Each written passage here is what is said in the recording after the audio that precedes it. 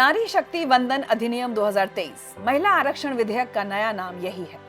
इस बिल ने अपने 27 वर्ष के सफर में बहुत कुछ देखा और सुना। 16 मई 1997 को दिवंगत शरद यादव ने लोकसभा में कहा था, कौन महिला है कौन नहीं है, केवल परकटी महिला भर को नहीं रहने देंगे। उनका मतलब था कि इस बिल से छोटे बाल वाली यानी मॉडर्न महिलाओं को विशेषाधिकार मिल जाएगा। उन्होंने ये भी कहा था कि अगर दलित पिछड़ों को आरक्षण दिए बिना बिल पास हुआ तो वो जहर खाकर जान दे देंगे। लेकिन बिगड़ आंदोलन के यहाँ कुछ महिलाएं इकट्ठी हो जाएंगी और कहेंगी महिला रिजर्वेशन। हो सकता है हमारे पास संख्या ना हो, लेकिन मैं कहता हूँ सुकरात अकेला मर गया जहर खाकर। हम जहर खा के सदन में मर जाएंगे, लेकिन सच यह है कि हिंदुस्तान के 90-95% लोगों को गला काट कर ये महिला रिजर्वेशन लाना। मार्च 2010 में बिल राज्यसभा में पेश किया गया। दिवंगत मुलायम सिंह यादव ने बाराबंकी में एक कार्यक्रम के दौरान कहा, बड़े घर की लड़कियों और महिलाओं को फायदा मिलेगा, हमारे गांव की गरीब महिलाओं को नहीं। वे आकर्षक नहीं होती, बस इतना कहूंगा, ज्यादा नहीं। घराने के लड़कियां और महिलाएं केवल तो लड़ सकती थी। याद रखना, इसके पीछे मैं आपको बता रहा हूँ, आपको मौका नहीं मिलता। उनके मुकाबले हमारे गांव की महिला में आकर्षकता नहीं मिलेगा। वर्ष 1999 में लालू प्रसाद यादव ने कहा था, ये राबड़ी देवी की गर्दन काटने वाले लोग हैं, ये महिलाओं को क्या प्रधानता देंगे।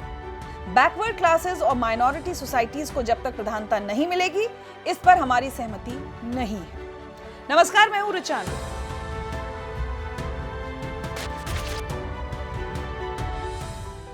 उन्नीस सितंबर 2023 भारतीय लोकतंत्र में यह तारीख स्वर्णाक्षरों में दर्ज हो गई है।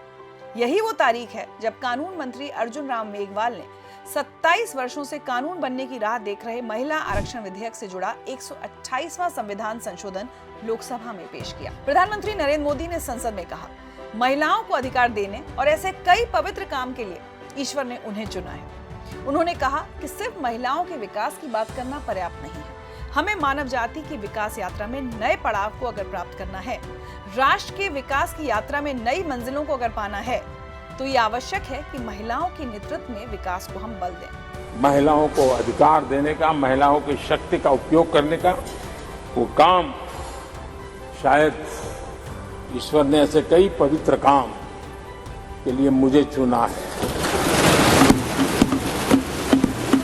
आज 19 सितंबर की ये तारीख इसीलिए इतिहास में अमरत्व को प्राप्त करने जा रहे हैं। तो आज रियल स्टोरी में हमारा विषय यही है, देश की महिलाओं को शक्ति संपन्न बनाने वाला महिला आरक्षण विधेयक यानी नारी शक्ति वंदन अधिनियम 2023 और इस बिल पर मुख्य विपक्षी दल कांग्रेस के समर्थन की रियल स्टोरी। 27 सालों से रोलर कोस्टर राइड करता महिला आरक्षण बिल अपने अंजाम तक पहुंच गया। मौजूदा लोकसभा में 543 सांसदों में महिला सांसदों की गिनती 78 है, यानी 15% से भी कम। नारी शक्ति वंदन अधिनियम 2023 के कानून बनने के बाद महिला सांसदों के लिए लोकसभा में 181 सीटें आरक्षित हो जाएंगी। इसे कुछ ऐसे समझिए, नारी शक्ति वंदन अधिनियम 2023 के तहत लोकसभा और राज्यों की विधानसभा में 33% सीटें महिलाओं के लिए रिजर्व होंगी, यानी आरक्षित होंगी। साफ साफ शब्दों में कहें तो बिल के कानून बनने के बाद लोकसभा और राज्यों की विधानसभा में हर तीसरी सदस्य महिला होगी। लोकसभा में बिल के पास होने के बाद भी देश की महिलाओं को 33% भागीदारी के लिए थोड़ी प्रतीक्षा करनी होगी। नारी शक्ति वंदन अधिनियम 2023 कानून को लागू करने के पहले कुछ जरूरी प्रक्रियाओं का पालन करना होगा। सरकार के मुताबिक परिसीमन की प्रक्रिया के पूरा होने के बाद ही महिलाओं को इस कानून का लाभ मिल सकेगा। साल 2026 के बाद लोकसभा सीटों के परिसीमन की योजना है। अब मैं आपको इस बिल के खिलाफ विरोध और कांग्रेस की नीयत का सियासी गणित समझाने का प्रयास करती हूँ। 19 सितंबर 2023 को लोकसभा में बिल पेश हुआ। 20 सितंबर को लोकसभा में बिल पर चर्चा के लिए 7 घंटे का समय तय किया गया। विपक्ष का नेतृत्व कांग्रेस की पूर्व अध्यक्ष और यूपीए की चेयरपर्सन सोनिया गांधी ने किया। उन्होंने कहा कि उनके लिए ये पल बेहद मार्मिक है। पूर्व प्रधानमंत्री राजीव गांधी का सपना पूरा हो रहा है। उन्होंने ये भी कहा कि महिलाओं को आरक्षण का फायदा बिल पारित होने के साथ ही मिलना चाहिए, सरकार को इसे परिसीमन तक नहीं रोकना चाहिए। हम कांग्रेस की इसी नियत की बात कर रहे हैं। दरअसल कांग्रेस का प्लान इन 27 सालों में बहुत स्पष्ट रहा है। महिला प्रतिनिधित्व के एजेंडे पर समर्थन का दिखावा करना, जबकि व्यवहार में अपने राजनीतिक सहयोगियों और अपने स्वयं के सांसदों के माध्यम से इस बिल को विफल करना। वाजपेयी सरकार इस बिल को कम से कम 6 बार संसद में लेकर आई, लेकिन हर बार उन राजनीतिक दलों ने बिल का जमकर विरोध किया जो कांग्रेस समर्थित इंडी अलायंस में शामिल हैं। दरअसल अटल बिहारी वाजपेयी सरकार के पास इस बिल को पारित कराने के लिए आवश्यक बहुमत नहीं था और उनकी सरकार आम सहमति के लिए विपक्ष पर निर्भर थी। पहली बार 13 जुलाई 1998 को वाजपेयी सरकार के कानून मंत्री एम थंबीदुरई विधेयक पेश करने वाले थे। तभी आरजेडी सांसद सुरेंद्र प्रकाश यादव ने कानून मंत्री के हाथ से विधेयक की प्रति छीन ली। उनके साथ सांसद अजीत कुमार मेहता भी थे, जो स्पीकर के टेबल पर चढ़ गए और विधेयक की प्रतियों को छीनने की कोशिश की। दूसरी बार 14 जुलाई 1998 को बिल पेश करने की कोशिश की गई, लेकिन विपक्ष के हंगामे की वजह से बिल पेश नहीं किया जा सका। तीसरी बार 11 दिसंबर 1998 को महिला आरक्षण बिल पेश करने का प्रयास किया गया।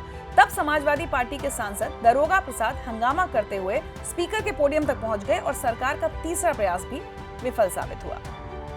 चौथी बार 23 दिसंबर 1998 को अटल बिहारी वाजपेयी की सरकार ने सदन में बिल पेश करने की कोशिश की, कामयाब भी हुए, लेकिन अब की बार जनता दल यूनाइटेड के विरोध की वजह से बिल पास नहीं हो सका।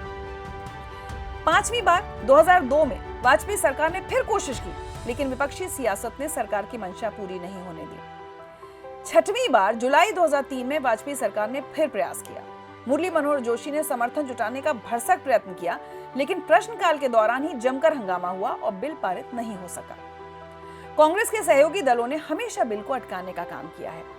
विपक्ष के नए नवेले इंडी अलायंस में वो राजनीतिक दल शामिल हैं जिन्होंने न सिर्फ बिल को अटकाने का काम किया, बल्कि महिलाओं के लिए बेहद अपमानजनक भाषा का भी इस्तेमाल किया, जिनमें स्वर्गीय शरद यादव और स्वर्गीय मुलायम सिंह यादव का नाम सबसे ऊपर है। शरद यादव को तो अपने बयान के लिए सदन में माफी भी मांगनी पड़ी थी। इन 27 वर्षों में सिर्फ भारतीय जनता पार्टी ही एक ऐसा राजनीतिक दल था जिसने हर बार महिला आरक्षण विधेयक का समर्थन किया। कांग्रेस और उनकी इंडी अलायंस की नीयत आज भी वही है। सोनिया गांधी जी इमोशनल भाषण तो जरूर दे रही हैं, लेकिन बिल के लागू होने के समय पर सवाल उठा रही हैं। उनका कहना है कि बिना परिसीमन महिला आरक्षण को लागू कर दिया जाए। ऐसा माना जा रहा है कि उनकी कोशिश है कि अब की बार अदालत का सहारा लेकर बिल को निरस्त करा दिया जाए, क्योंकि बिना परिसीमन के लागू करने में कानून को कोर्ट में चैलेंज किया जा सकता है। वैसे महिला आरक्षण विधेयक इस तरह के सवालों और विरोध का 27 वर्षों से साक्षी रहा है।